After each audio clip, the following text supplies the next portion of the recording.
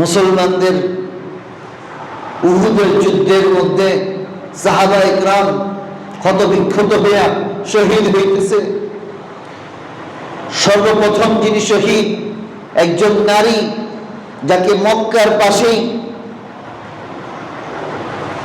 আবু জেহেল সে বল্লম দ্বারা এমন ভাবে আঘাত করছেন, লজ্জা স্থান থেকে এই আঘাতে তিনি শহীদ হইয়া তাকে শুলের মধ্যে ঝুলিয়ে রাখছে।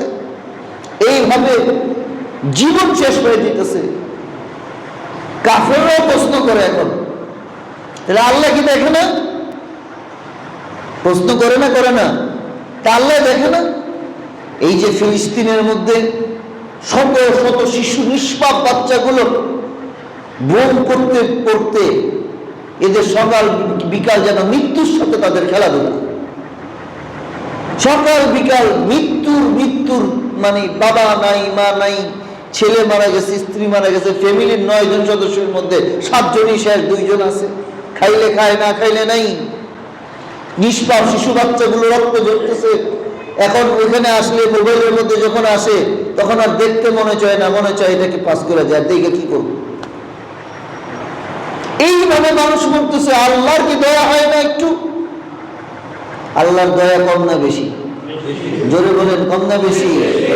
সারা পৃথিবীর সমস্ত মানুষের অন্তরে যত দয়া আছে, সমস্ত পশু পাখির অন্তরে যত দয়া আছে, এই যত পাখি খাবার জোগাড় করে এনে তার ঘরের মধ্যে, তার পাখির বাসার মধ্যে ছোট ছোট বাচ্চাদেরকে খাবার মুখের মধ্যে তুলে দেয়, এই যে পাখির ভিতরে মায়া দয়া, এগুলো কে দিয়েছেন? আল্লাহ। আর পুরো সৃষ্টিকুলের মধ্যে যত দয়া দিয়েছেন আল্লাহ সুবহানাহু ওয়া তাআলা, 100 ভাগের 1 ভাগ দয়াও বন্টন করা হয়নি বলে সুবহানাল্লাহ। আল্লাহ এত দয়া। আমার পাওয়ার থাকলে আমি কি করতাম? ফিলিস্তিনে মারতেছে, মারতে দিতাম না, বন্ধ করে দিতাম। আল্লাহ কিভাবে সহ্য করে? আল্লাহর দয়া কেন আসে না? আল্লাহর দয়া তাদেরকে কেন রক্ষা করে না? কেন নিষ্পাপ বাচ্চাগুলোকে এভাবে মারতেছে, আল্লাহ রক্ষা করে না? এরকম প্রশ্ন উঠায় দিতেছে।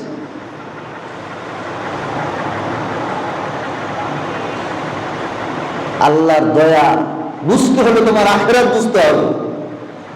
আখিরাত বুঝতে হবে। একজন মানুষ জীবদ্দশায় সারা জীবন তাহাজ্জুদ করলো, সারা জীবন আমল করলো, আপনি গ্যারান্টি দিতে পারবেন যে বিনা হিসাবে সে জান্নাতি? গ্যারান্টি দেওয়া সম্ভব? সম্ভব না।